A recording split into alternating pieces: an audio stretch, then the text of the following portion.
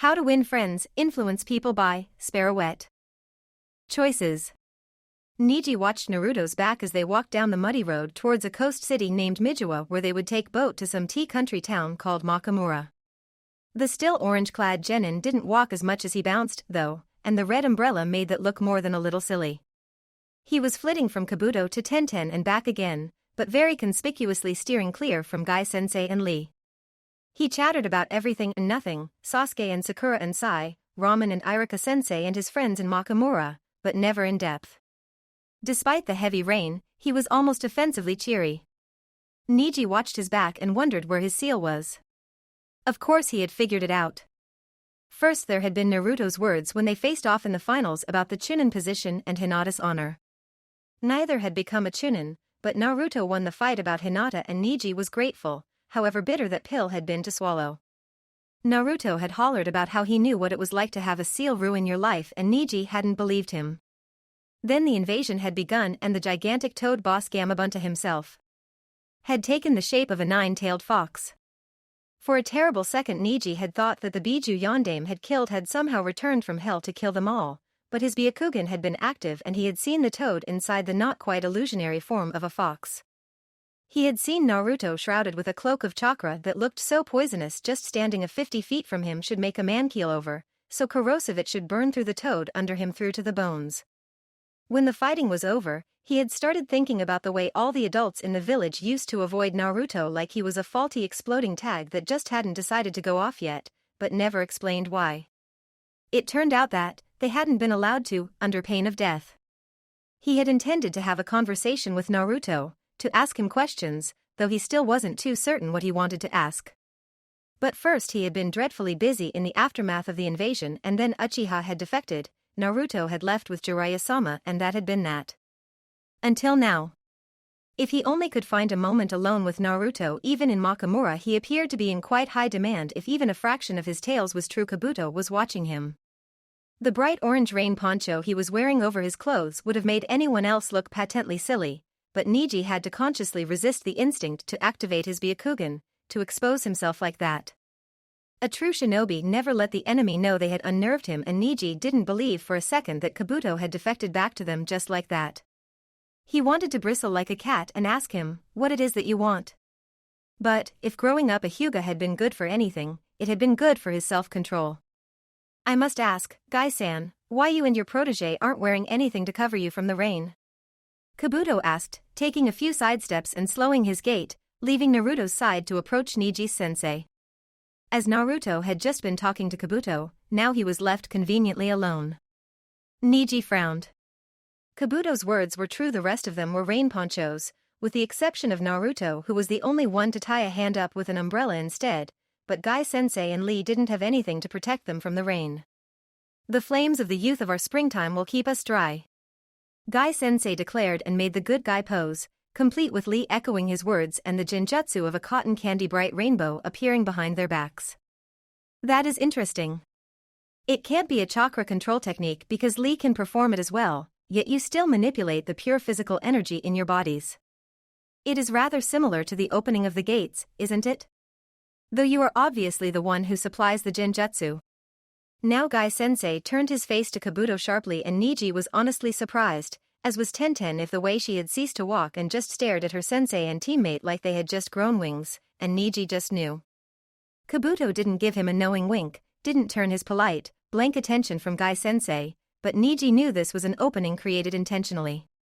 Now it was just up to him to take it or not. Neji still didn't trust Kabuto and the way the defector was playing Guy-sensei was frankly worrisome. While his sensei could be eccentric on occasion, on almost every occasion at that, no one made a jounin by being a fool. He really should reveal the distraction to his teacher, especially since he didn't even understand why Kabuto thought it necessary. It wasn't as if he wouldn't be allowed to speak with Naruto otherwise. And maybe Kabuto had everyone fooled after all, even Naruto. He didn't doubt the genin's loyalty, but Naruto wasn't the most perceptive of people if the way he kept chasing after Haruno was any indication. On the other hand, the Uchiha was now back in Konoha and that kind of setback to Orochimaru's plans belied any deception. Unless Orochimaru had already gotten what he wanted from the Uchiha, somehow this was the danger of being a shinobi overanalyzing everything, looking underneath the underneath and coming up with all kinds of speculation based on sheer uncertainties. Now Naruto was turning towards the terse interrogation of motives that slid away from Kabuto's good-humored deflection like water from a duck's back. He had to make the choice now. Naruto. Neji lengthened his stride and stood by him in a flurry of movement. There are a few things I want to ask you. In for a Rio, in for 100. Trust didn't come easily for him, but maybe it was time to start. And maybe Naruto was even aware of what Kabuto's severe damage was. He didn't need to activate his Byakugan to know that the infuriating medic was bound to look disgustingly smug now. Life. Naruto was going to ask what Kabuto and Madogai were talking about. He wasn't sure he liked the tone of it, but then Neji was walking right there and he wanted to talk. Okay, what you wanted to know? He asked, befuddled. He hadn't ever said anything to Neji outside the Chunin exams and that hadn't been on good terms. But Neji had cleaned his act and stopped bothering Hinata, or so Ino had told him before he left with Jiraiya, and everybody knew that if you stubbed your toe in your bathroom in the middle of the night she was going to ask the next day if you were all right. Since her dad was in the TNI, that was probably one of those hereditary things. Why aren't you bothered by anything? Neji asked abruptly. Then he snapped his mouth shut with an audible click of teeth. But I'm bothered by a lot of things, Naruto half asked, frowning. Danzo was dead now, but he was still bothering Naruto from the grave. He had been just that creepy. Then there was Orochimaru and Akatsuki and the stupid fox in his gut. And on a non-hostile note, Miwa-chan and the stupid cult that had probably gotten completely out of hand while he was away. If he wasn't careful they were going to drag Gaara into it somehow too, and while it was kind of fun to imagine the look his face when someone tried to tell him that he was a living saint now, it really wouldn't be fair to dump this on him. I know you have Kyuubi sealed in you, Neji said. Naruto hissed, startled. So maybe he hadn't been all that subtle, but no one else had said anything, so he had thought the whole giant fox thing had gone unnoticed, what with the invasion and all distracting people. Apparently not so. I swear I'm not going to. He started to protest, but Neji didn't even appear to notice. So how come you aren't bitter at all? Or are you bitter? Are you just that good at faking it? Why Kabuto betrayed Orochimaru, and do you trust him at all? And why is he running interference so we can talk without anyone listening in? One question dropped after another like raindrops. Neji's mouth was a thin, pale line when he paused and his hands were balled into fists, his knuckles as pale as his lips. Kabuto's distracting them? That's just like him, you know. He's high-handed like that and sometimes needs really obvious things spelled out for him, like that betraying Konoha is going to make me seriously unhappy. And he does unnecessary things for me, but if it makes him happy and doesn't hurt anyone, I guess it's okay then. It's actually kind of scary how many totally oblivious people I know. Gaara and Sai and, well, Sasuke wasn't oblivious. He had just been idiotic in his own way. It's okay, he didn't betray me in his own head in the first place. It's just that his head can be a pretty screwy place. And Inari had just been hurting, like Taiki and now Neji. It wasn't like they didn't know that they were in the wrong to give up, right? They just had given up anyway. Sometimes I really wonder about people. Or more like a lot of time, he confessed. Why would Kabuto have cared if you were unhappy or not? Neji asked. He was giving Naruto a look, and his ghost eyes made it actually even more effective. When Naruto was a pre-academy kid he had tried to find Hyuga Hayashi's doorbell so he could play ding-dong ditch with him because some bigger kids at the orphanage had told Naruto that he could eat souls with his crazy ghost eyes and that had been so cool. Sadly the Hyuga mansion didn't have anything as newfangled and plebeian as a doorbell and Naruto had been thwarted until he had put a bucket of water over the door the one time it had been left open. He had gotten glared at then and it had been really creepily cool. He didn't think that Hayashi ever realized why Naruto had taken to stalking him across the village afterwards. Neji's look was a little like that. It would only have been seriously creepy, in a good way, like creepy insects and old jutsu burn scars, when it was activated and the veins appeared. But even the normal white was really intense. Except with Hinata, her eyes always looked gentle, but she had to be the exception that proved the rule then. Because Kabuto's my friend and even he isn't so oblivious that he wouldn't realize that making your friends unhappy is a bad thing. And I'm not bitter because I'm going to change things. I'm going to make all Konoha realize that I'm not Kyuubi because I will protect them all. If I hurt people, then they would never stop treating me like the fox, so it would defeat the purpose. And do you really think that Hinata's ever going to brand anyone? Just trust her a little, and it'll all be alright in the end. We will come through for you, believe it. Naruto declared and almost made a good guy pose just to mess with Neji a little, but he probably had team-related traumas already, so it would have been unnecessarily cruel. So what are you saying? That's just how life is, so suck it up and survive? Neji asked and averted his eyes. His voice was thick and raspy, like he was swallowing something nasty and working really hard not to throw it up. It's life and nobody survives living, so why make ourselves unhappy when we can be happy? Just because it's hard now doesn't mean it's going to be hard forever. Hey, it stopped raining too. Naruto tilted the umbrella back and raised his hand palm up. There were no drops, and above them there was a rainbow, pale and barely there, but still. He hadn't looked forward walking all the way back to Midjoa in rain, so that was all just great. Just like that, Neji muttered, and Naruto looked back at him just in time to see his shoulders droop in surrender. But it wasn't a bad kind of surrender. It was like when Naruto finally gave in to Iruka-sensei and let him put Band-Aid over the scraped on his knees and fuss over him. It was letting someone do something for you kind of surrender, the best kind there was. Just try to be happy, he asked. It wasn't a lot to ask after all. It was animal instinct, practically, and it made Neji give him a wan smile. School. Kabuto knew that he had just made Mato Guy more suspicious of himself. Suspicious of the true extent of his abilities, that was, not his motives. Hardly anything short of sneaking out to meet Oto or Iwa Nin could manage that at the moment. He couldn't bring himself to regret it. I am a medic, Nin, Mato-san, he said docilely after riling him up for a sufficiently long time. I may not be Tsunade of the Sannin, but I am capable of detecting the use of physical energy, and I must congratulate you. Your use of it is ingenious. He wasn't the natural genius that Tsunade of the Sannin was when it came to chakra control and medical techniques. His lack of empathy was a definite hindrance for a medic, but he made up for that in his willingness to fight dirty. Tsunade was a healer who had learned to kill. He was a killer who had learned to heal. Right now Tsunade could overpower him with relative ease, but in a few years' time? Kabuto's smile was perfectly pleasant. If I may ask, why you came back with the youthful Naruto? Mato Guy asked with the same mild, friendly voice Kabuto used. He might use it to fool his students, but I'm not fooled by your demeanor. I can see you are more than what you present to the world. Everybody needs to know who they are, don't you agree? And take that as you will. You could never get it quite right. And Mato Guy's eyes narrowed as he briefly looked at Naruto, who enjoyed the sun peeking between the clouds with the simple joy of a child. Kabuto knew for a fact that there was blood on Naruto's hands, but there was also a perplexing kind of innocence to Naruto that remained wholly untouched by the act of taking those lives. Mato Guy could see that there was more than what Kabuto presented to the world, but he couldn't see the depths Naruto hid behind his visage. Oh, he knew they were there, only a blind and deaf ninja or a raw genin couldn't, but that didn't mean Guy knew what would gaze back from those depths should he ever gaze into them. He had never been broken enough. Life had put Kabuto through a hard school. First Danzo, then killing his mother, then Orochimaru. By the time Orochimaru got him, he had already ceased to feel pain. It was like when someone performed minor surgery on you with local anesthesia. There was the sensation, almost shaking, almost tearing, that you knew should feel painful even though it didn't. He had lost his sense of self, his mother, and his pain. Naruto was the only thing he had left to lose in the world, and he wasn't going to let that happen, ever.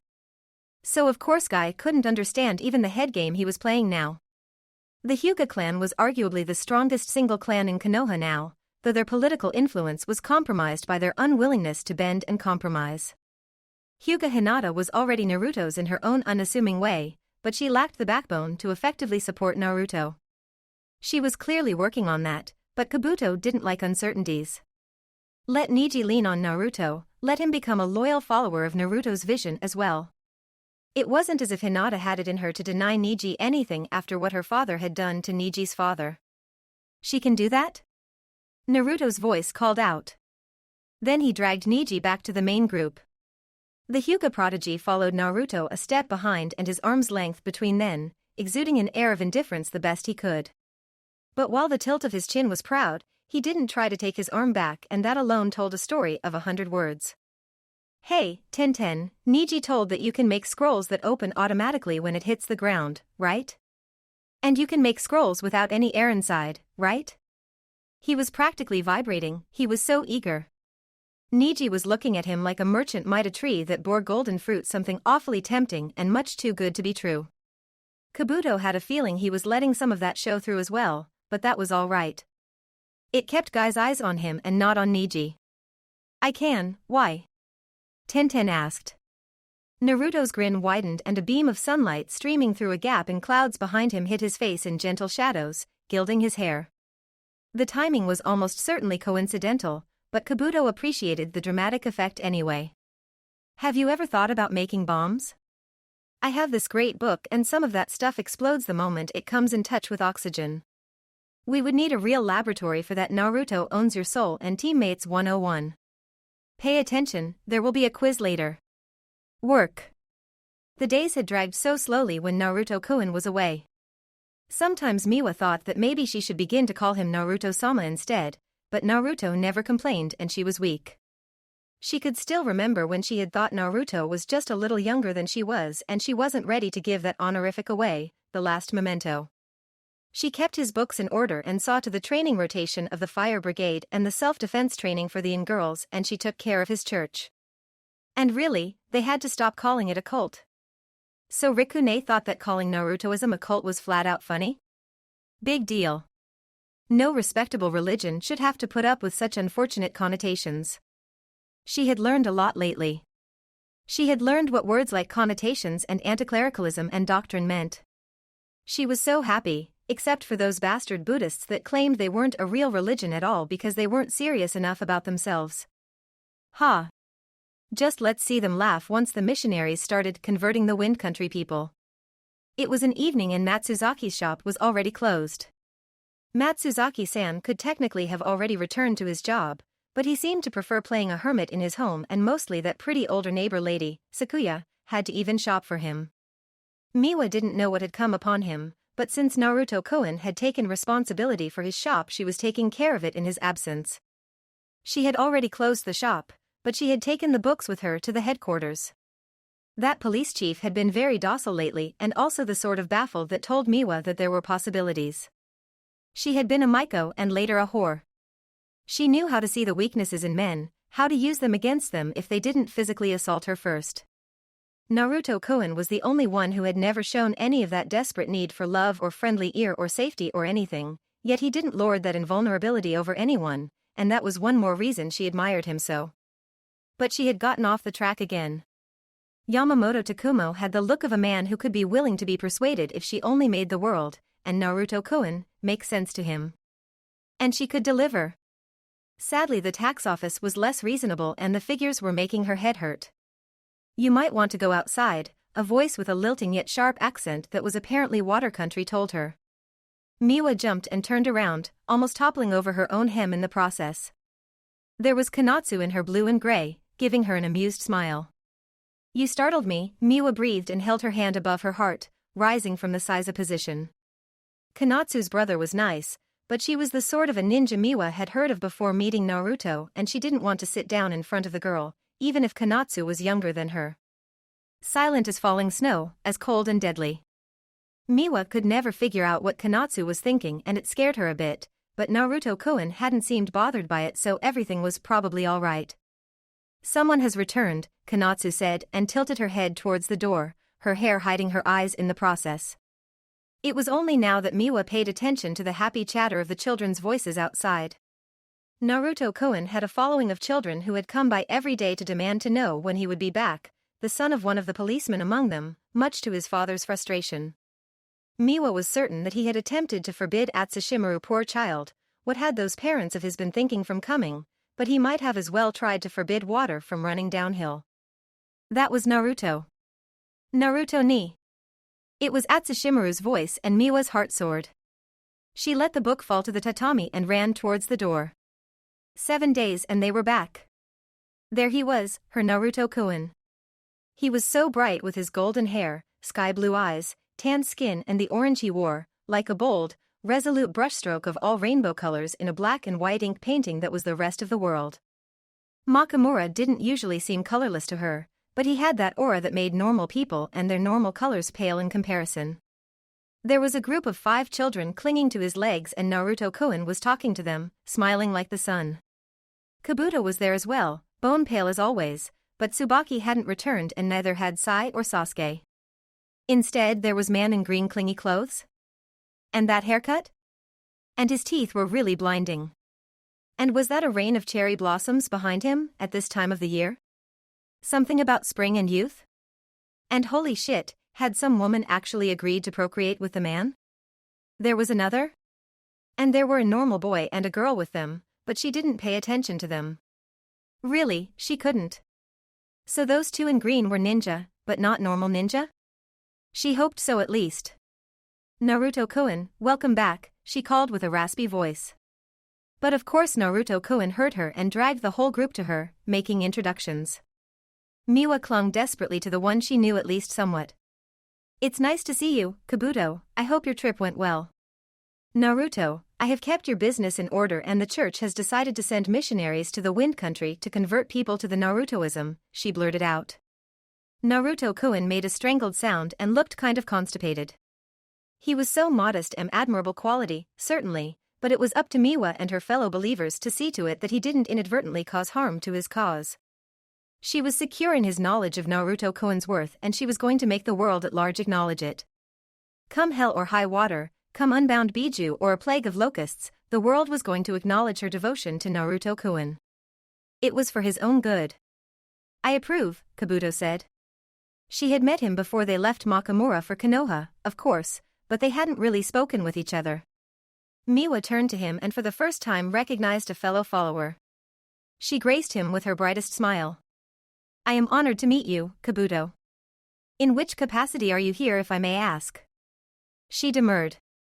I'm under observation by Konoha, really, but I'm a medic nin, Kabuto said.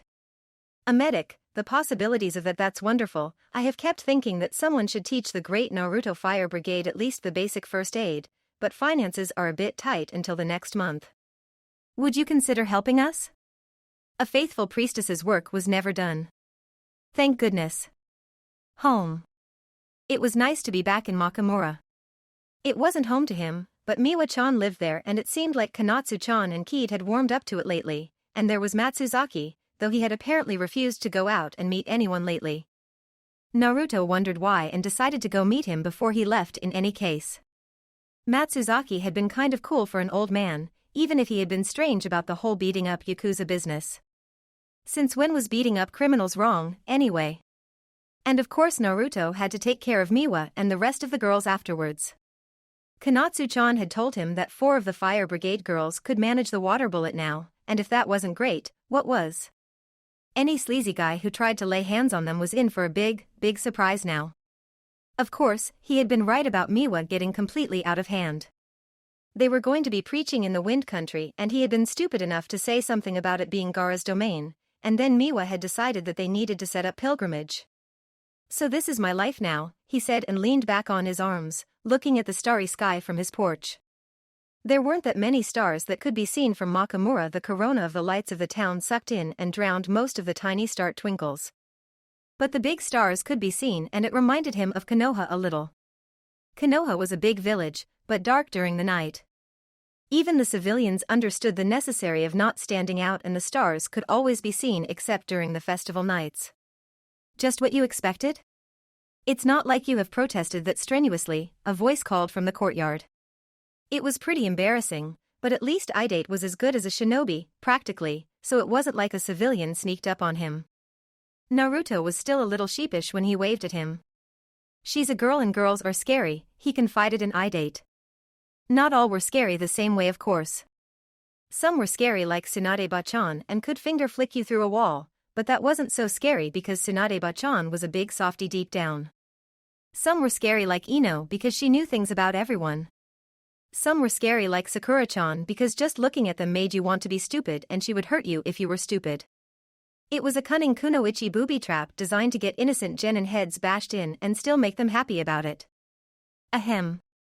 Then there were girls who were scary the way Iruka-sensei was scary. That sounded a tiny bit wrong because Iruka-sensei wasn't a girl, but he had that "I'm going to do this in the name of your own good" attitude down better than most girls, so it still counted. Guys could be so touchy about being called girls, but not in the hidden villages. Still, Irika-sensei would have only been offended about being called scary in that extra scary way of his, but that was that, and Naruto had a theory that it was some curious sort of denial Irika had going on there when even the jounin were wary of handing him less than perfect mission reports. On occasion the girls were just plain scary and incomprehensible, so you never knew what would make them go scary on you, but that was one in the plus column because ninja were supposed to be scary and incomprehensible. Yay for the girls. She isn't out to make me eat my broccoli and asparagus, but that doesn't mean she isn't Irika-sensei, he grumbled. Except Irika-sensei actually knows what's best for me, and Miwa's just scary like Irika-sensei, you know? I'm going to pretend I do because I'm not sure I want to actually understand that one, Idate muttered and sat by him. Well, he had been out of the village for a long time. Naruto had to get something done about that pesky technically dead, or he would be a missing nin thing because he had to visit his brother eventually. Maybe after Tsunade-bachan stopped smarting about Kabuto. I have thought about asking Miwa-chan out, you know? Idate asked. It came out of blue, but it made Naruto grin. I mean, my family has thought about setting up a business here, and those inns and that casino boat of yours need supplies, so you are going to live here, too. That's great. Now I can visit everyone at the same time, Naruto crowed. You are going to visit us? Idate asked and Naruto snorted. Talk about stupid questions. Of course he was going to visit as often as he could. They were his friends. And besides, he had to keep an eye on Miwa and her scary high priestess split personality. Like you have managed so far, Idate snorted. Hey, I try. She's just, you know, a scary girl, Naruto protested. Why he even made friends with so scary people, he didn't know. He would be better off sticking with people like Sasuke and Gaara and Kabuto in the future. Wait a moment, did I say that out loud? As long as nobody's celibate, Idate grumbled. Least of all Miwa-chan. Why would Miwa-chan be celibate? Naruto asked. There was no reason whatsoever for Idate to give him the hairy eyeball, really. This way or that way, Makamura was nice. Even if it wasn't his home, it was a home to his friends. So few people had ever invited Naruto as a house guest that he reveled in the feeling of acceptance. Now it was a matter of waiting for Jiraiya-sensei. Birthday.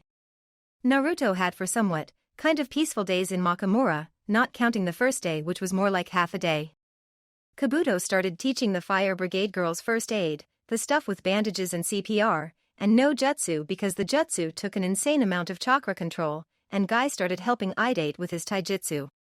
There were some difficulties at first because Guy apparently remembered Idate from before, but Guy was pretty cool about it in the end. You are aware that Idate-san has left Konoha most unyouthfully? He asked Naruto when Idate walked through the door after a training session with the girls, his bangs glued flat against his skull with sweat. Idate flinched, but he lifted his chin defiantly and stood his ground, only shifting his legs a bit more apart for better balance. His mouth only had a second to flatten into a thin line before he opened his mouth, and Naruto had to cut in because he just knew that Idate was going to say something stupid, like that Guy could take him to Konoha and that the Wasabi family never knew anything about him. Well, the bit about protecting the Wasabi family wasn't stupid because only rats ratted out their families, no pun intended. It wasn't even all that funny and okay, so Naruto wouldn't have run away either if Irika-sensei's well-being was on the line or something, but that was different because he wouldn't have left Konoha either. Irika-sensei had been the one to foil Mizuki-sensei.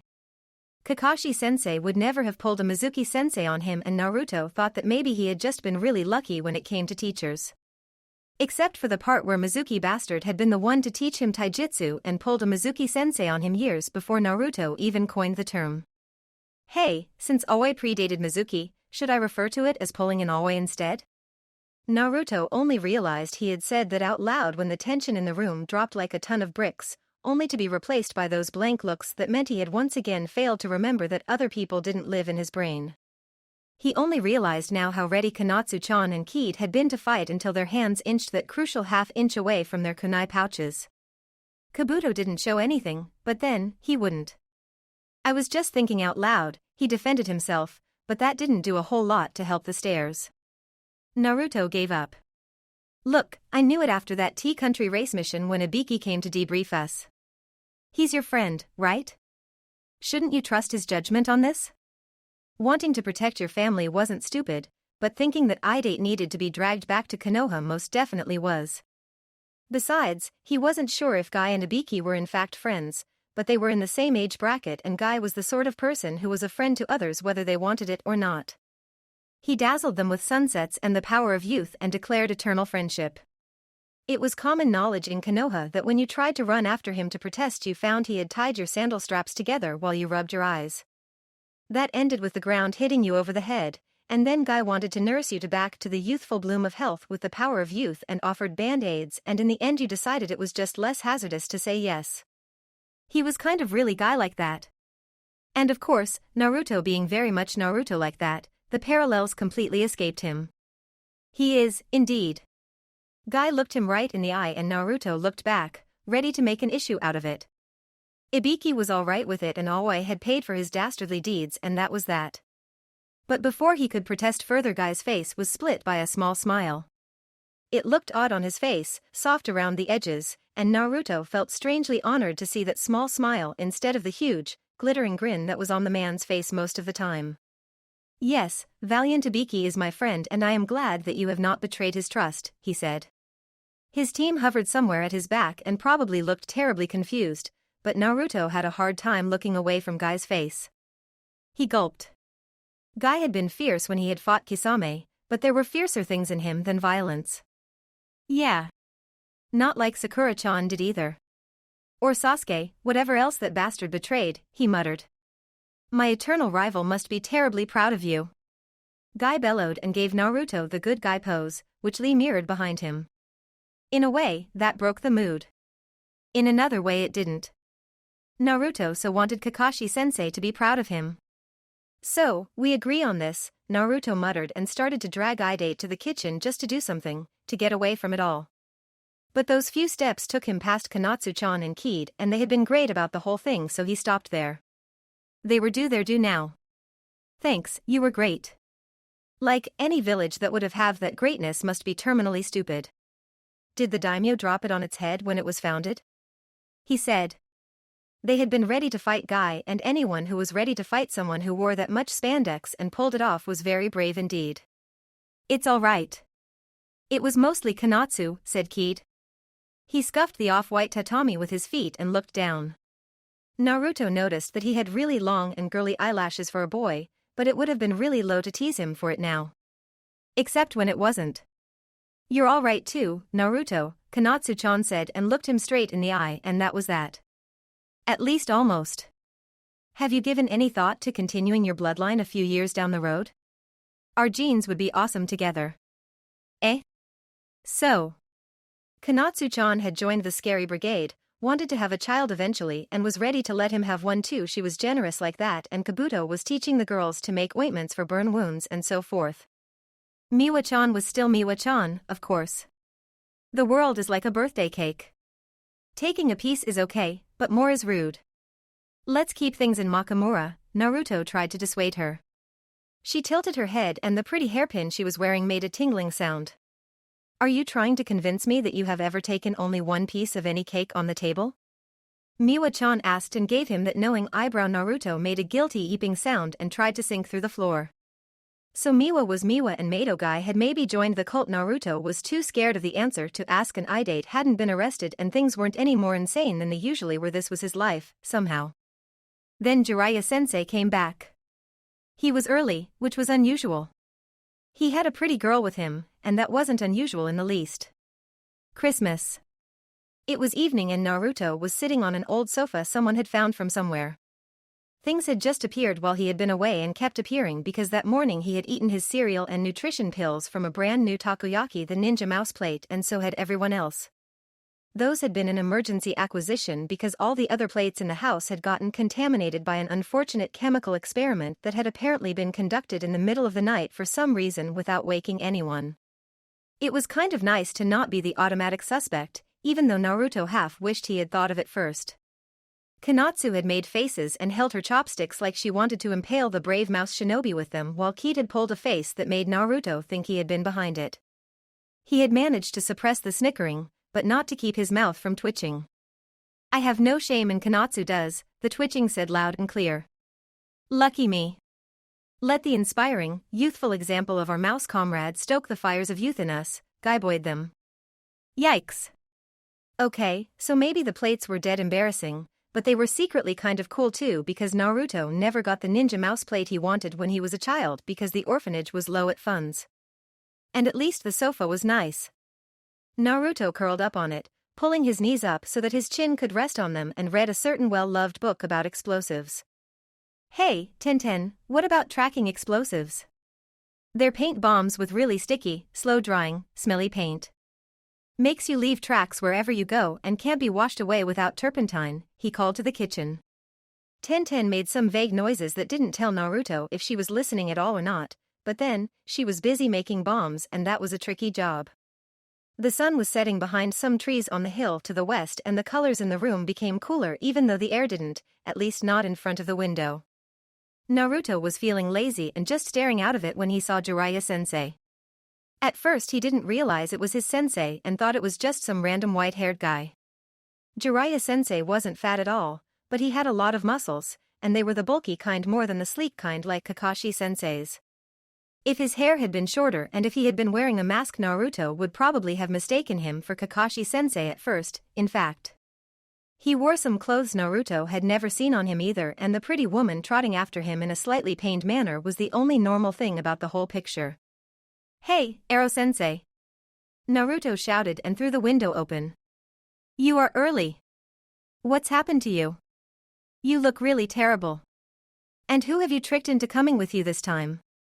You better leave now, lady, he's an incurable pervert, Naruto warned the woman as he jumped through the window. She hit her mouth with her hand and snorted in a way that was a lot less ladylike than the demure gesture. Naruto liked her immediately. You should respect your teacher, brat, more than you ever do. Ero-sensei bellowed, thumping him over the head in that way that was a lot gentler than it looked. I am the gallant Jiraiya and I have lived up to my reputation by saving this fair maiden.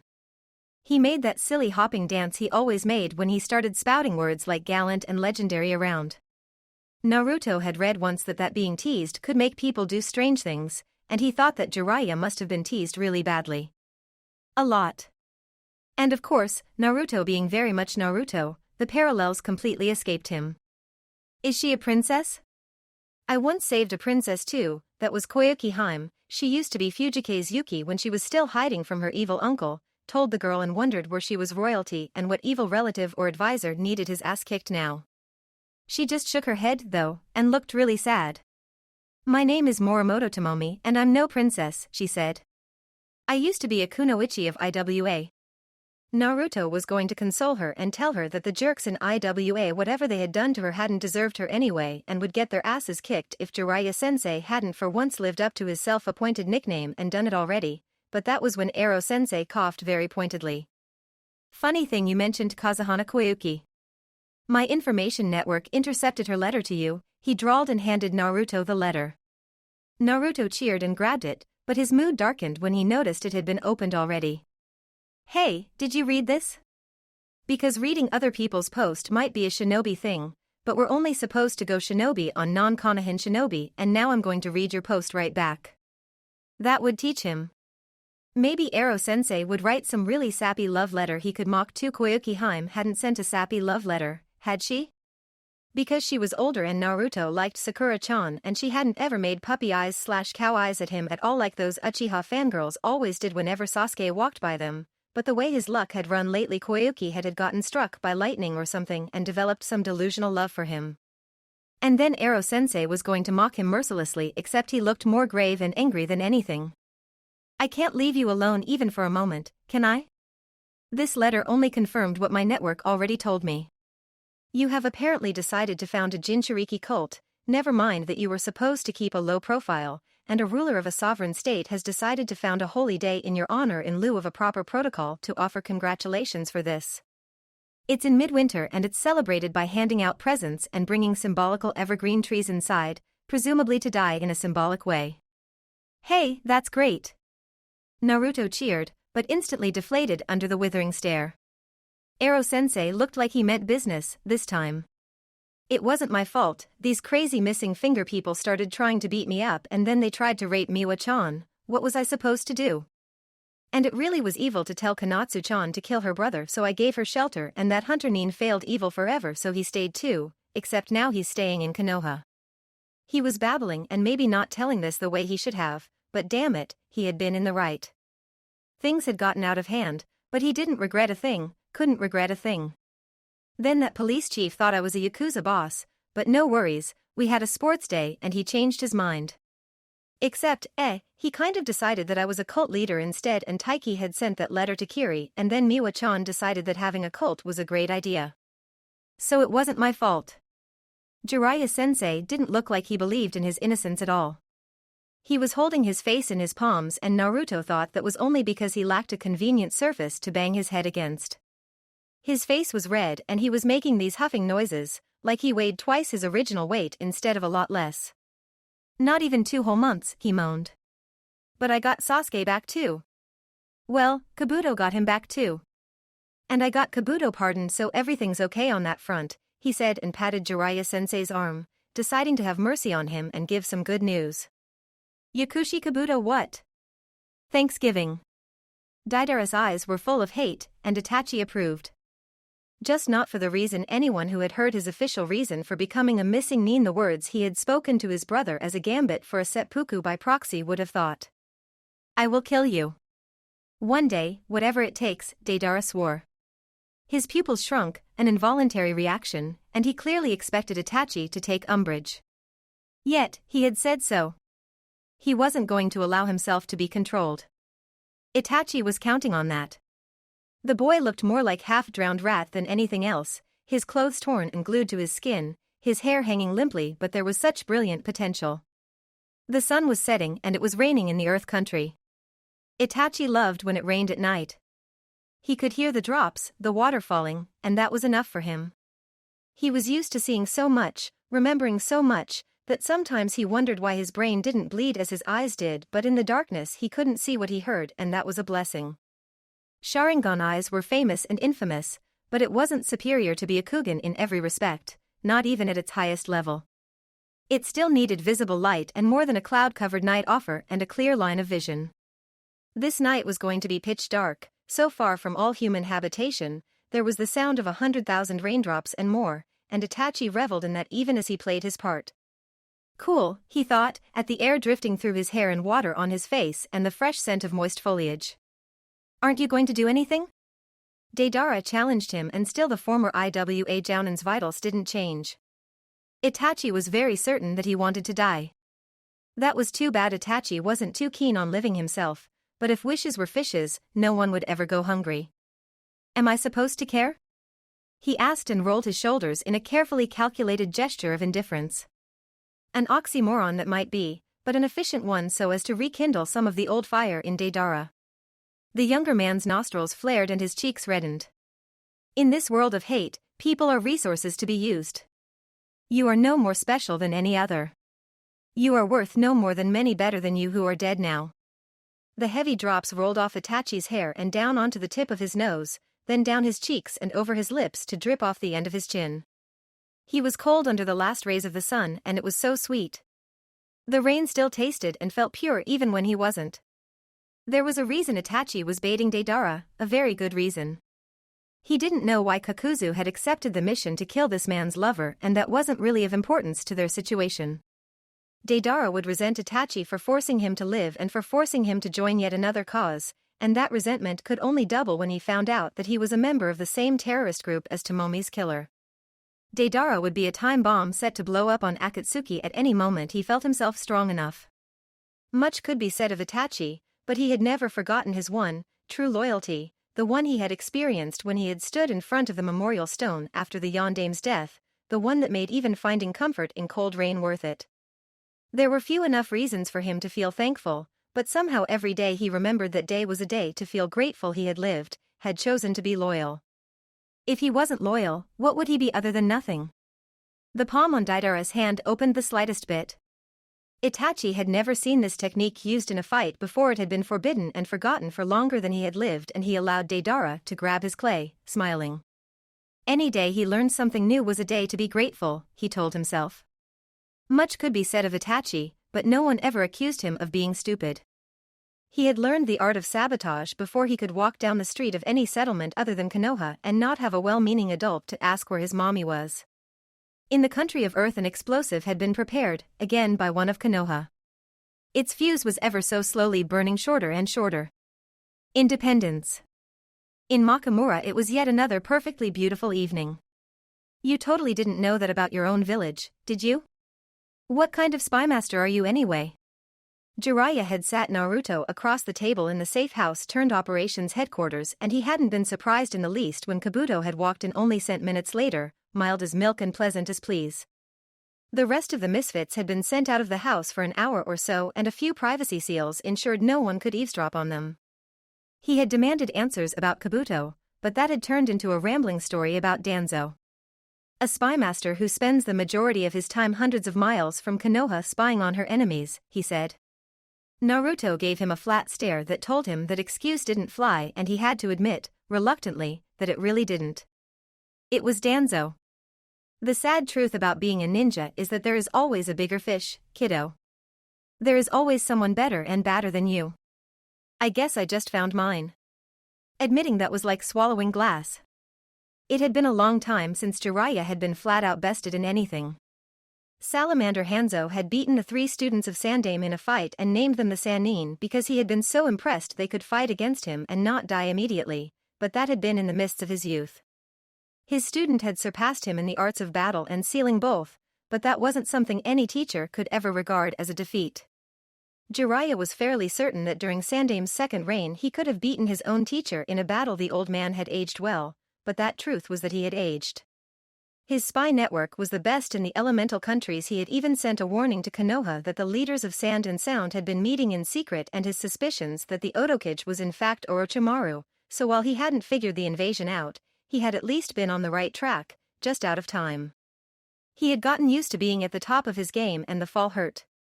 It wasn't that I didn't know Danzo had his fingers in many pies.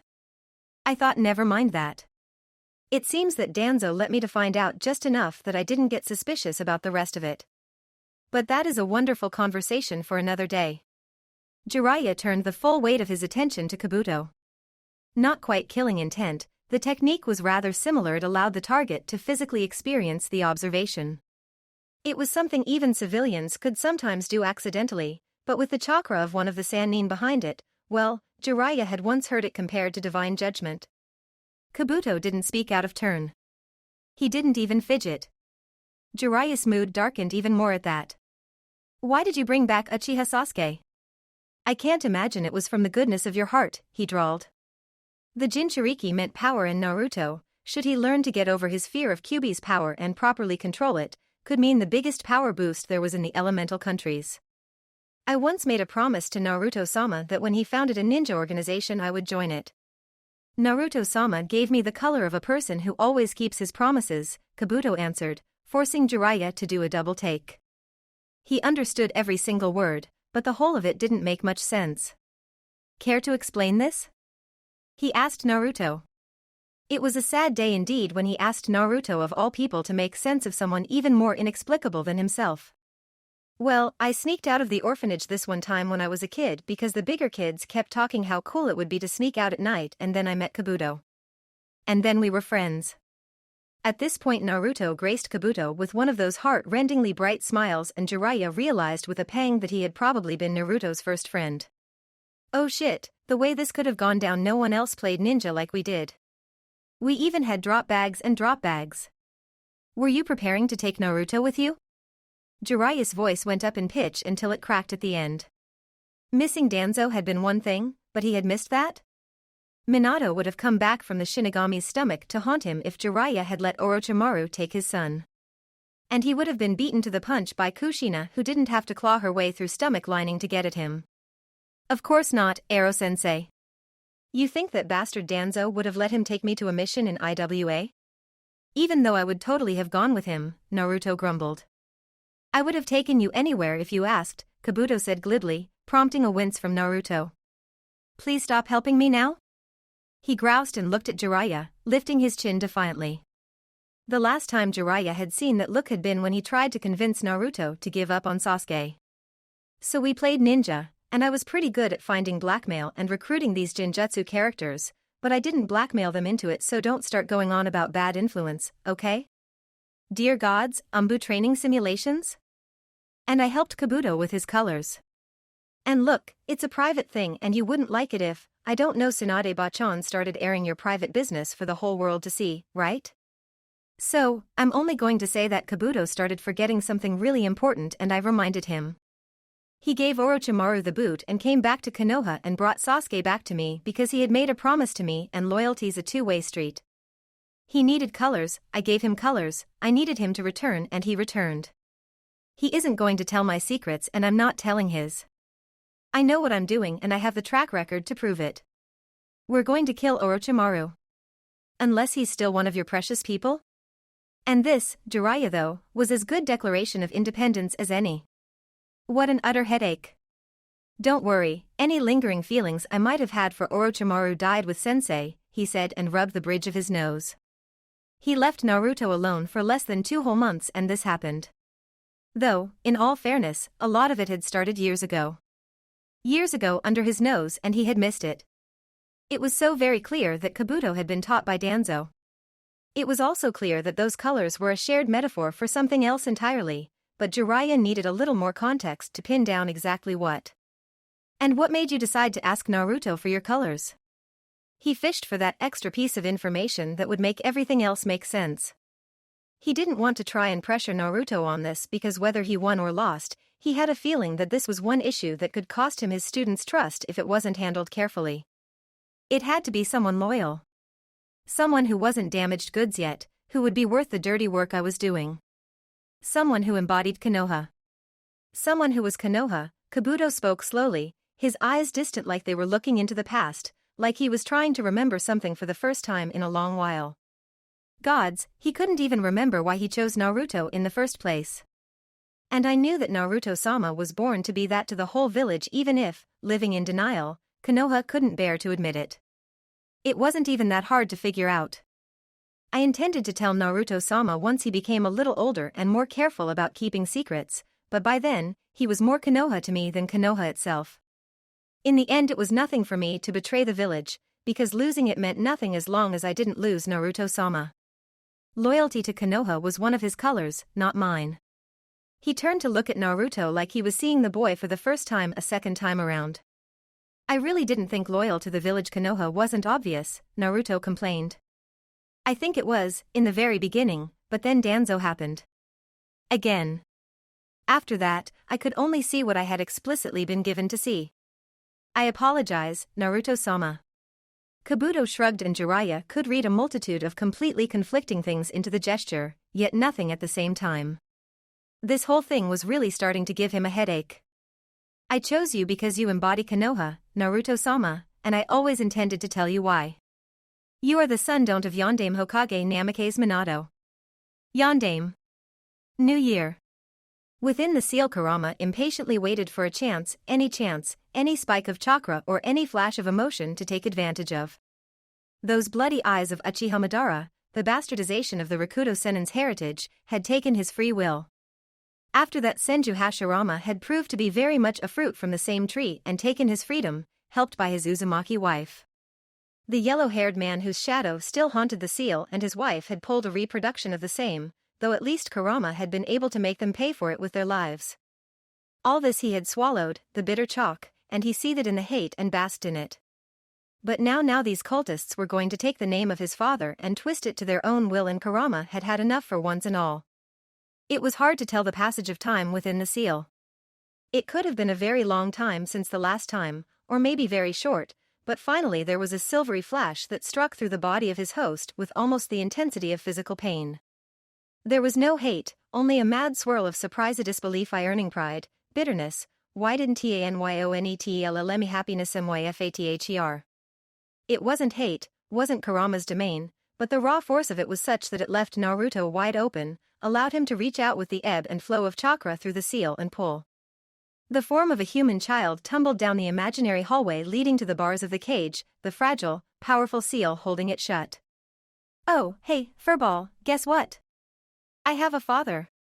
The blonde human worm declared inanely and smiled, completely without fear.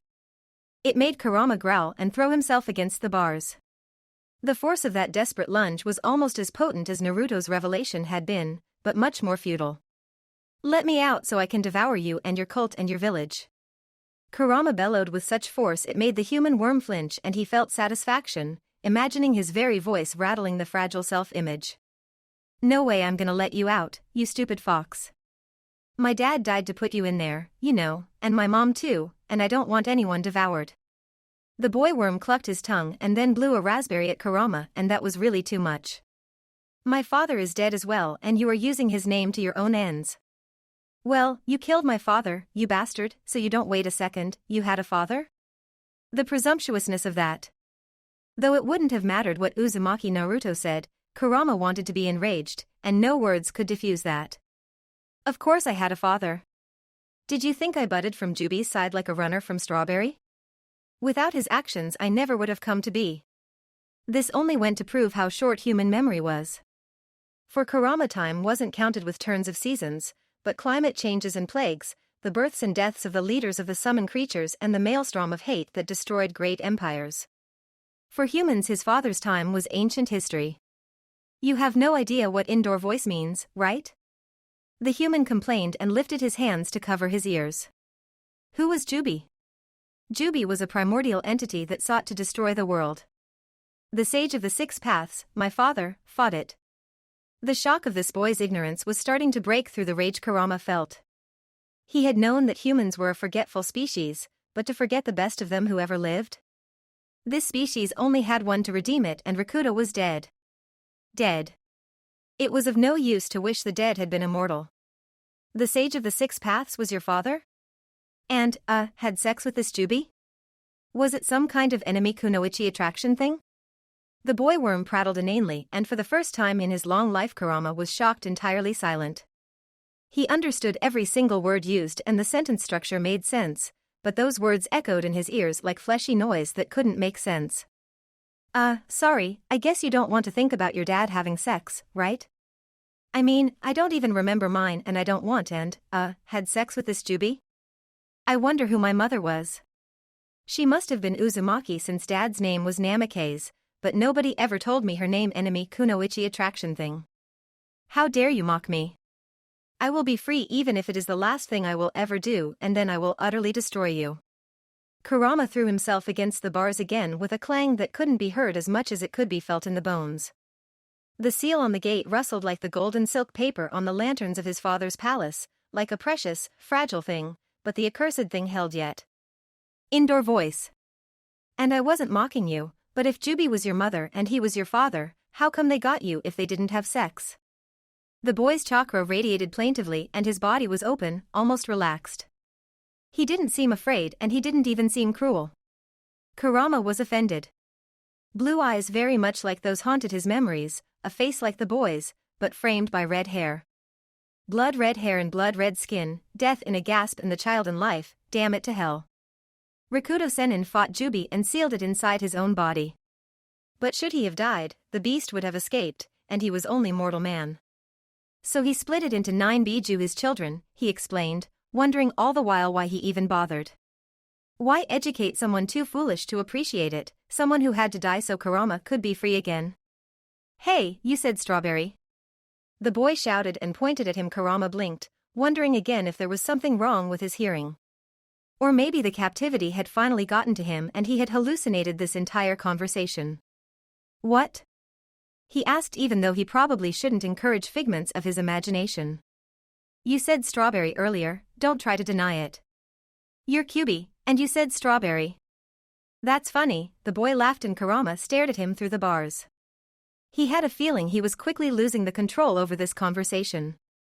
He opened his mouth, uncertain how to get back to the original point, when foreign chakra rippled through the seal and he knew the boy's teacher was trying to wake him, call his consciousness back from the seal. Kurama didn't even know whether he was disappointed or not. Look, I gotta go now, but I really am sorry your dad is dead. That sucks, the boy said. Then he flickered like the heart of a candle that had burned out, leaving Kurama to stare the spot on the floor where he had stood. What? Kurama didn't count time in years, but in eras. Humans celebrated every new year, and maybe that made sense to them, their lives were so short. Kurama hadn't bothered with the convention after his father's death, but now he couldn't shake the feeling that for good or ill, this wholly inconspicuous year marked the beginning of something entirely new. Writer's Choice Butterfly. History is written in stone. What has been done can never be undone. Time is that merciless dimension where it's only possible to move in one direction. Discounting those rumors about Sharingan at its highest level, but they've never been proved and are probably just wishful thinking, denial on steroids.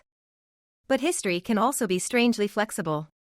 One single decision can spin its course into another decision entirely.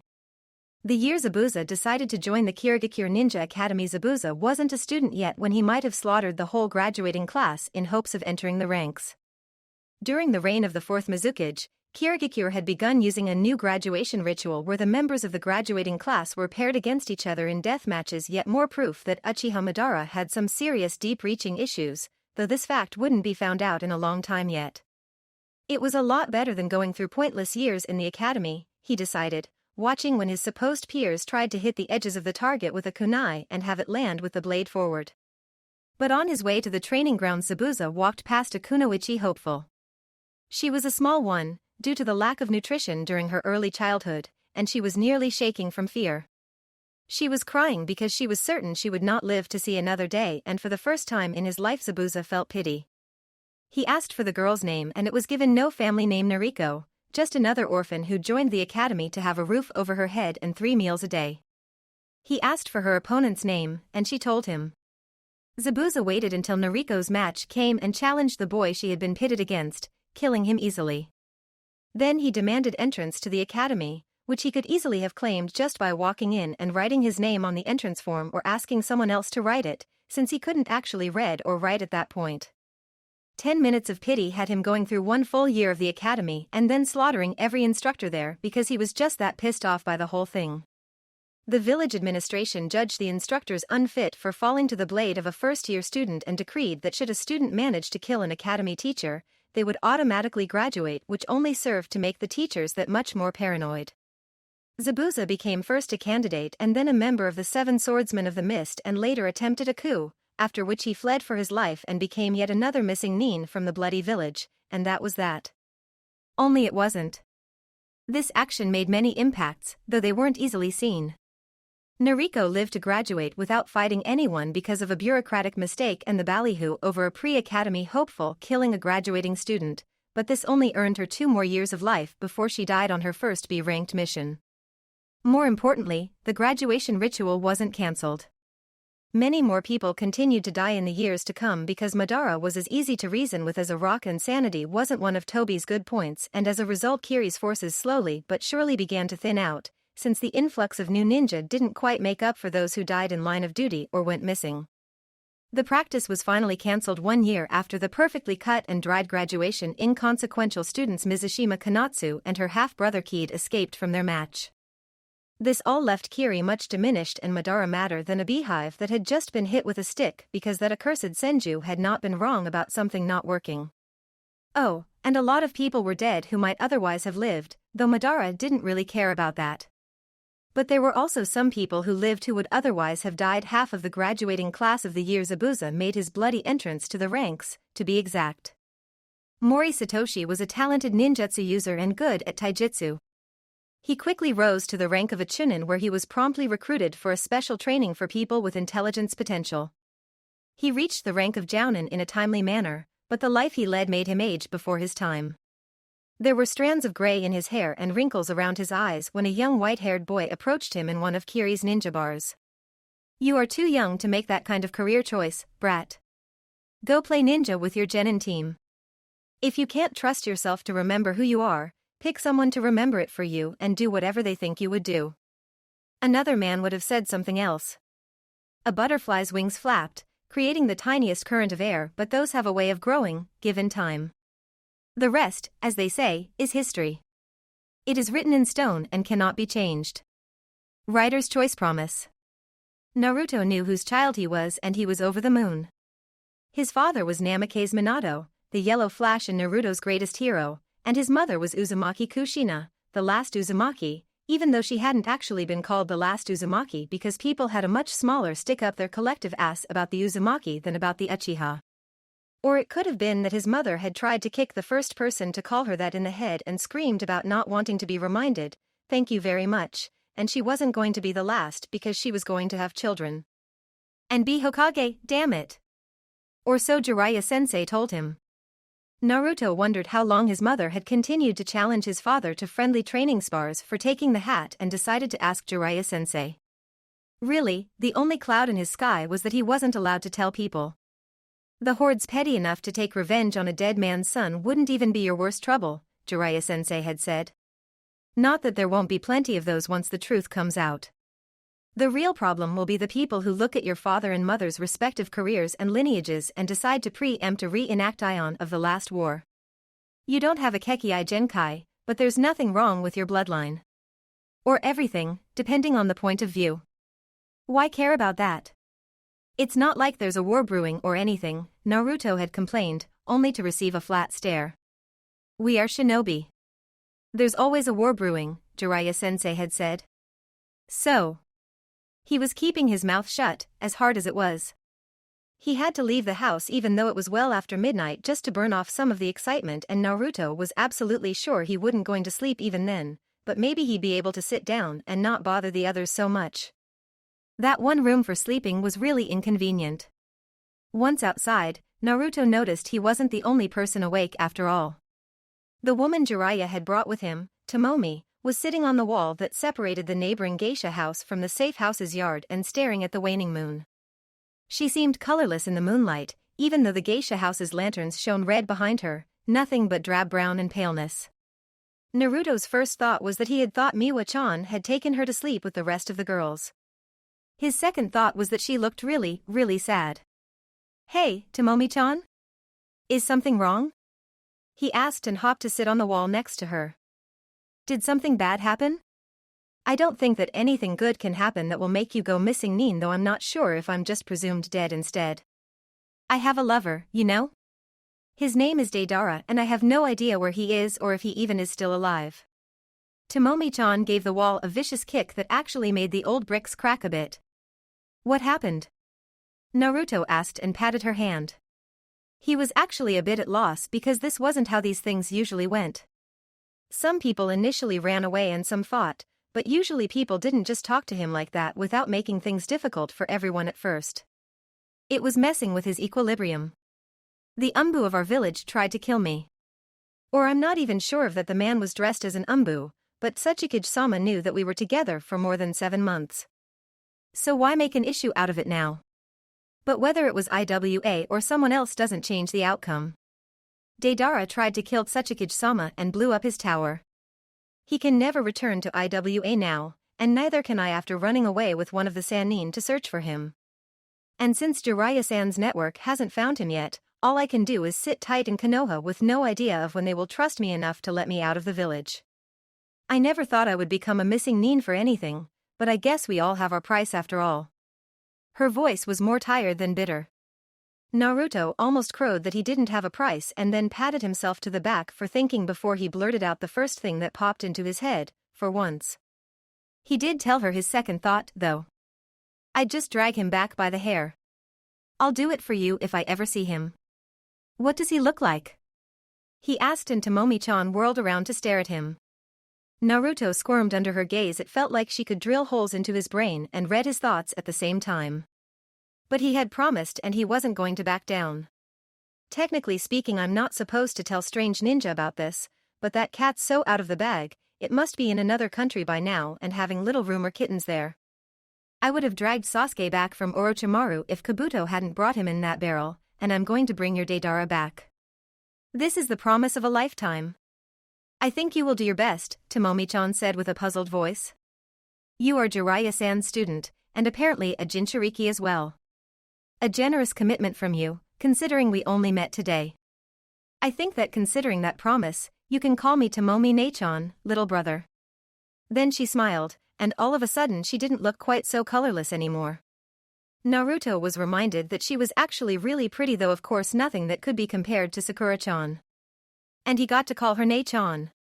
Other kids always had people they called Ne-chan and Ni-chan even though they weren't, not really, but no one ever let Naruto call them that before. Iruka-sensei might have, but he was already Naruto's teacher at that point. Deidara has a slim build, and a beautiful face with slanted blue eyes and long blonde hair that he wears in a half ponytail with the rest hanging down his back. Remember, he thinks I'm dead, so if you meet him, tell him the first time we went out together I told him I can never keep my flowers alive. Bringing me a cactus to the hospital was a beautiful thought, but really, learning flower language first would have spared us from an embarrassing misunderstanding. He then went on to learn Hanakataba, Ikebana, Sumi-e, and how to play shamisen. All of those skills were used in a mission he will deny to his dying day he ever took part in, and I will deny I kept a picture of him in a pink kimono. In the end, I gave him a cactus and later he blew up the potting soil, and that makes him officially even worse with flowers than I am. Naruto wondered what sort of misunderstanding a cactus could cause and thought to ask. Then a misty memory about Sakura-chan talking with Ino about flowers surfaced and he blushed. Do you still have that picture, Tomomi-ne? He asked instead and Tomomi-ne suppressed a snicker, shaking her head. Too bad, I had to leave it. That's what you get for being prettier than your girlfriend, she said. Her smile got smaller and sadder, but didn't quite disappear. The first time we were out of the village together, I was tortured because I wouldn't betray my village. Now we're missing Nin. This is the world we live in. Well, then it's up to us to make it a place worth fighting for, right? He was the son of the Yondaime Hokage and Uzumaki Kushina, and he would not fail. Writer's choice Suna. The hidden village of the Wind Country was named Sunagakure no Sato, the village hidden by sand, but in truth Otogakure would have described the village quite well, even better than it suited Orochimaru's personal fiefdom. It was never quiet in Suna. The windmills that pumped water from the rivers deep under the bone-dry sands whined and rattled, the wind turbine generators whooshed as they spun electricity, and the gusty winds yowled between the houses. But noisy as the village was, the people were quiet. Temari claimed this was the nature of the Suna shinobi to be as silent as the scorpions out in the desert and just as deadly. Kankuro said that it was because they could barely hear their thoughts over the wind, let alone spoken words. There were days that Gaara was ready to buy to his brother's version. He and Temari were from the most prominent Suna lineage and they certainly had no inborn need to be quiet. They used to fall silent whenever Gaara stepped into the room, but they had almost wholly forgotten that terrified compliance now, and he preferred it that way. It had been one of the rare calm nights when Yashimaru tried to kill him. His ninja still became unmoving and silent in their attempt to not catch his attention, and while Gaara wasn't loud himself, listening to the silence of others stressed him. Most of them are pregnant, Temari complained in disgust as Gaara walked into his office. She was sitting in front of his desk with a stack of papers on her lap. Gaara sighed and wondered if Naruto had any idea of the amount of paperwork that awaited him when he achieved his dream. You say that like there was something wrong with getting pregnant, Kankuro said, with a cant to his voice that Gaara had realized meant that Kankuro was deliberately baiting Temari. It was strange how much he had learned of his siblings just by paying attention for the first time. I have nothing against pregnancy. I wouldn't be here if mother hadn't gotten pregnant. But those idiots get pregnant practically before they even start getting B-ranked missions and there goes a career down the drain. Temari snorted and Gaara knew that the idea filled her with disgust. Why in heaven would anyone waste years spent training and survived near misses just when they were on the verge of making something of themselves? Besides, I have enough on my plate keeping you in line, Kankuro. Oh, and with the factions opposing Gaara, but you're even more bone-headed than they are. Oh, good morning, Gaara. Good morning, Temari, Kankuro, Gaara said and noticed how his appearance made Kankuro swallow his protests and Temari's timing surely wasn't an accident. Gaara liked noticing things about his brother and sister. He would have tried to smile at them, but Temari had hesitantly asked that he only smile if his mouth did that on its own because it didn't look right if it was forced. Kankuro had said that his grin fell just short of pants pissing scary when he thought Gaara was out of hearing range, but this had been right at the beginning of their new, improved relationship and Gaara hadn't tried to smile since, so no other hurtful comments had been made. It was difficult to be a people person. Maybe he could write to Naruto and ask for advice. Gaara didn't make any motion to start a conversation. I have a few ranked missions for you to look over, Temari said a short while later, handing the papers over the desk to him. The Suna mission office could approve all mission ranked D through B, but the Kazekage had to personally approve anything higher. And number 4.5 has something he wants to speak about, Kankuro quipped, screwing a new poison needle into the hand of one of his smaller puppets. Temari didn't sigh as much as she whooshed. The poor man has a name too, you know, she said. The poor man was named Yoshiro and he had been voted as the interim leader of Suna while the village had debated the matter of their next Kazekage. The man was a jounin and a good administrative leader, but had neither the skills nor the desire to become a Kage, which had made him the man to keep the village in business and direct the reconstruction of the decimated ninja forces while the village council squabbled. Kankuro had named him number 4.5 as a joke and it had stuck, much to the consternation of the man. Yoshiro wound up sitting behind the Kazekage's desk for 7 months since the counselors couldn't bring themselves into naming Gaara as Godame, but were quite frankly out of options. Not only were even the strongest and most experienced shinobi in the village very leery of trying to take something Gaara clearly wanted, but the sad truth was that Suna had diminished greatly under the current daimyo's rule. Their strongest were too old for the job with the sole exception of Gaara, whose change of heart no one quite trusted just yet. Eventually the daimyo had started making noises about how the village didn't really need a Kage, that a good administrative leader was all that was needed these modern days and he had just the right cousin in mind and now the council couldn't push the hat on Gaara fast enough. Somehow that didn't feel very satisfying, but at least Gaara had managed to convince Yoshiro that he was a changed man during the long weeks that constituted the change of guard in the office. The older shinobi had become Gaara's mentor in the bureaucratic side of the job, and Gaara rather liked him. And we need to set some kind of incentive for the kunoichi to wait longer until they start to make babies, Temari demanded.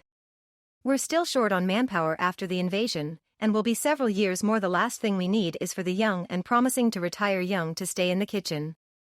Damn patriarchal societal norms about mothers being the only caretakers, and since when can't people at least hire nannies if they insist on spawning before they even hit their 20s anyway? Gaara stopped listening to her. He knew she could go on and on when she got like this, but there was also something at the edge of his hearing. Something light and melodic, a metallic sound. It came from outside the window. Like little bells, he mused, and Temari shut up. Both she and Kankuro were accomplished ninja and they strained to hear what Gaara had, well aware that the strangest sounds could herald an assassination attempt. I think it's more like chimes, Kankuro said, but didn't relax as Gaara walked to the window. Suna didn't have tower like Konoha, but the Kazekage's building was still high and Gaara's office was at the highest floor. At first sight the crowd below him looked like strange white mushrooms. It was a group of 13 people, guarded by 2 shinobi openly and 5 more surreptitiously. They all wore the strangest get-up Gaara had ever seen on a civilian, a white straw hat that looked like an upside-down turned bowl that hid most of their face, entirely white clothes that had turned brownish with dust, and a wooden staff. They were all holding wind chimes in their hands, and the winds played a tune. We have pilgrims here? Is there a civil war somewhere with an important temple or something? Kankuro asked and leaned out of the window to see the pilgrims better. What are pilgrims? Gaara asked, frowning. It was apparently one more thing that everyone was expected to know. They're people who travel to holy places so the gods will like them better, Kankuro explained, and Temari made a small derisive noise deep in her throat. The ninja didn't have much use for religions as a general rule. Those tended to have inconvenient rules like do not kill and do not covet, and their job description mixed with that like oil mixed with water. But Naruto had gotten himself a cult of his own. Naruto always did things his way, but then, Gaara wasn't sure Naruto had ever actually killed anyone. He was sure, however, that if he had, whoever it had been had thoroughly deserved it. Naruto hadn't even killed him and he had invaded Konoha. I want to believe in something. I wonder if those clothes are mandatory, he said, and his siblings made strangled sounds. He wondered what deities Naruto's cult worshipped, if any. According to his intelligence people, they mostly worshipped Naruto. The image of Naruto flailing around embarrassed and red-faced made him want to smile. A knock on the door interrupted them before either Temari or Kankuro could tell what they thought of his spiritual leanings. It was Yoshiro, whole 2 hours before his appointment, and Gaara knew that he had been sent because he was the one Gaara was least likely to kill. His siblings accepted, and also because he wouldn't have protested. Kazekage-sama, we seem to have pilgrims who have come to that is, damn it. Yoshiro swore and wiped his hair off his forehead with the back of his hand, at a loss for words for the first time since Gaara had met him. They are followers of Narutoism. Uzumaki Naruto has declared you a living saint who protects the world from the evil of the Biju within you. They have requested to be allowed to meet you so that they can give you their offerings and pray for your health and long life. And they want moral teachings. Gaara went to them. Temari was trailing behind him as though she were in a trance, and Kankuro was griping about how that religion was screwed if Gaara was allowed to teach it morals, and in truth Gaara had some doubts himself. But these people wanted this, and it didn't seem like an unfair exchange. No one had ever prayed for his long life. He was certain that many had prayed to gods they didn't even believe in for a swift and sudden death instead. Just say what you think Naruto would say, Temari whispered just before the doors to the audience chamber opened.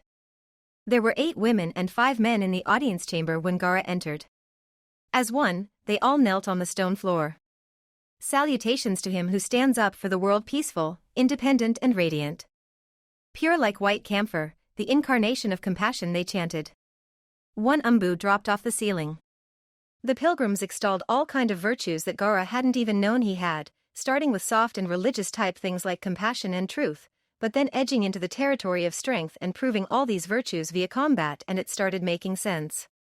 Very much like Naruto, he concluded when the chanting ended, satisfied.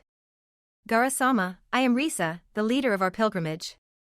In the name of all our Makamura sisters and brothers, I wish to present you with these chimes so that their sound may drive away evil spirits, and with prayers for your good health and long life, one of the women said and rose from the floor, collecting all the wind chimes before walking to Gaara, her eyes respectfully downcast.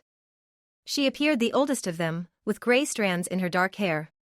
I also wish to tell you of the marvelous meeting on our way here. A young man happened upon our company and he was revealed to be the good brother of Yondaime Raikage and the Jinchuriki of Gyuki, Killer Bee. He couldn't enter the village, but he wishes to meet with you as well. Kazekage-sama. One of the umbu materialized out of a genjutsu, walking briskly to them and wringing his hands. Your safety weight, didn't he go missing? Kankuro asked. Again. Except Raikage didn't declare him missing Nin for some reason. He just wants him back, yesterday. The door to the balcony was opened by another umbu and a strong gust of wind got in, making the chimes Gaara was holding by their strings jingle. Ting-a-ling-a-ling, went the chimes. It was a new sound, and Gaara cherished it. It was a sound that meant people he had never met, who lived in a country he had never been to, had walked for thousands of miles just to express their wish that he would not be eaten by an evil spirit. Naruto had promised him that if he chose to protect people he would eventually be accepted. He hadn't expected it to be by Tea Country, but he wasn't going to complain. When Naruto redeems a promise, he doesn't settle for half measures. I will meet with Killer Bee, he spoke and found he was smiling. It wasn't like one of Naruto's grins that he had tried to emulate before, but much smaller. It felt right, however, and no one flinched from the face of it. Kazekage-sama, please. Ting-a-ling-a-ling. Writer's Choice Makamura. Makamura had done Naruto a lot of good. The bombs were a given. First eye date, then Guy had straightened out his taijutsu, and Kanatsu-chan had taught him some wicked water jutsu while Tsubaki had gone over some basics he hadn't bothered to learn in the academy but had turned out to be kind of necessary as the basis for learning other things. On top of all that, Makamura ended up making Naruto rich. The Yakuza family that he destroyed had been wealthy and Naruto had taken all that money as prize to help the girls he had saved. He really used it practically, down to the last Rio, to turn the old bordellos into inns and to form the Fire Brigade Fund, and thought it money well spent because his new friends were safe and settled now. But the thing about investments is, they're supposed to make more money, and Naruto had some very devoted employees. The casino boat and the inns soon started to bring in money, and even after the necessary cost of running a business and the wages there was a nice amount of money over budget every month. And Naruto never came to Makamura to draw money from the account, so it added up. Kanatsu wanted to wager on how long it would take until Naruto realized he was rich and how much he would care, but Kid said no. He knew a sucker's bet when he heard one. Also, there were religious paintings of Naruto now, and while most of those were as accurate as the sculptures of the Hokage Mountain, some people managed to recognize Naruto from them. People handing him rice because apparently bowls of rice should be handed to holy people confused him, but protecting them from bandits and such he at least understood. Kanatsu and Kid ended up staying in Makamura. Kanatsu decided that the climate was nice, really, and even if the place was rather boring now that Naruto had left, that was a challenge, not a hindrance.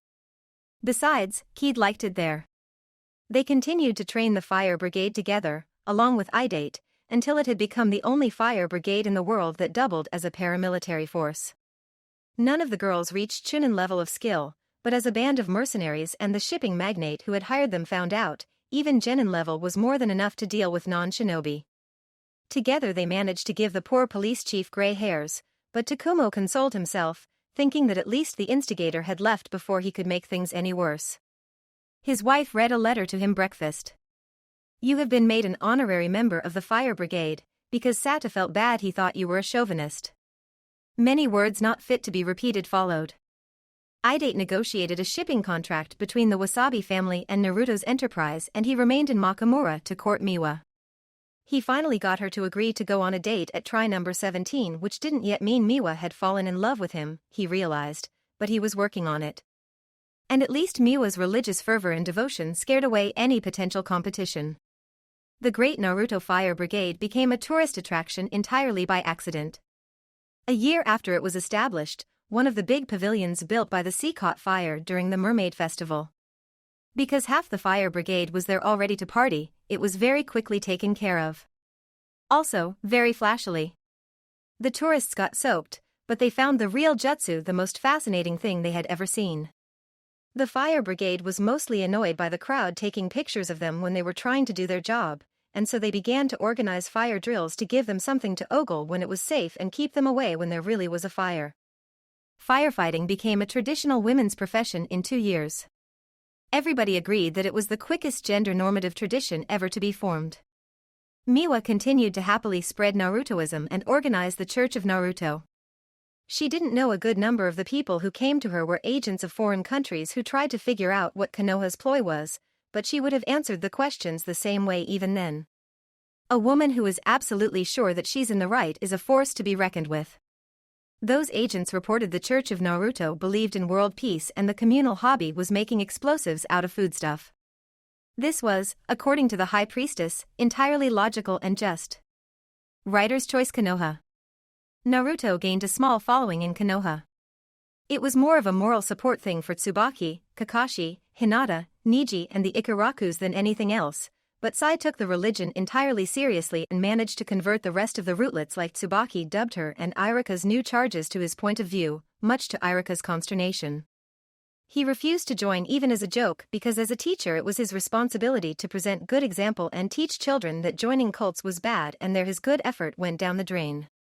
He managed to separate Sai from the children before he took to explaining about tantric sex rituals and considered that a small victory. Sai had yet to learn that such concepts as age-appropriate subjects existed for a reason, and that while answering questions honestly could be a good thing, Guy and Lee seriously converted to Narutoism, though not actually because they were true believers unless one was to argue that challenges were a religious matter to the two. Guy happened to bug Kakashi about picking a challenge one morning, after Kakashi had just returned from a week-long mission and wanted to just sleep another week. Sleep deprivation always did terrible things to Kakashi's sense of humor and so he named being a good, devoted cultist as his challenge before sunshining away. He regretted this dearly once he woke up the next day, but the damage had already been done. Because Naruto's whereabouts were a secret, they made their pilgrimage to Suna where Lee bonded with a baffled Gaara and caused his bad headaches. Several of them developed a phobia of inter-village incidents because Lee insisted on sparring with the Kazekage. He kept losing, but that didn't discourage him at all. Tsunade got very, very drunk when she heard of this. For once, Shizun didn't scold her. No one could understand why Hyuga Hayashi allowed Hinata and Niji to remain even titular members of the cult and the only one brave or stupid enough to ask one Inuzuka Tsum wasn't interested enough to bother finding out.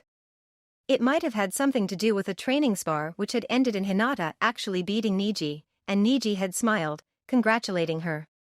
Cleaning up after Danzo was a nightmare and a half. Many former Umbu were called into service again just to get a little more manpower to sort through the mess that was Root, Kakashi among them. This caused a bit of a problem because many of the old masks had been returned to the circulation and so Kakashi wound up with the codename and masked Dove for 2 weeks. He found and destroyed 2 stashes, but Ibiki still has blackmail pictures. It took Irika and Tsubaki a better part of a year to sort out the rootlets, but eventually they were deemed as sane as anyone ever got in Konoha. They celebrated this with a wonderfully quiet movie night and a bottle of sake and wound up in the same bed only sleeping, because they were drunk and Irika was the responsible sort, despite Tsubaki's best attempts to rectify this. They started dating, and now that they actually had some free time, they became friends with Taiki and Tomomi, who had in turn bonded over settling in with the local loons, also known as Konoha nin.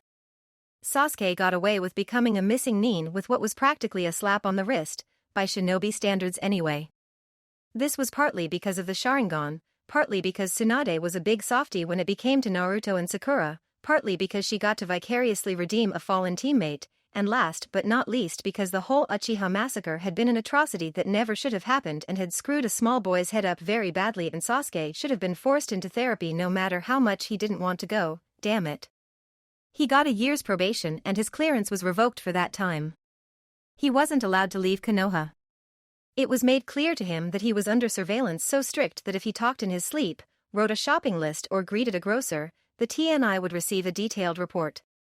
He also had to go to therapy, which he considered part of the punishment. He continued his training, though, because Tsunade wasn't stupid. Of course, Karen following him to the village and defecting wound up being a punishment as well, because in a fit of pettiness, Tsunade disregarded all advice and housed her with him. She regretted that decision as soon as Sakura found out, however. Kabuto remained Kabuto. He made everyone nervous, and the only ones who trusted him were Konohamaru and his friends, who were elated someone called their Naruto Niken Naruto-sama.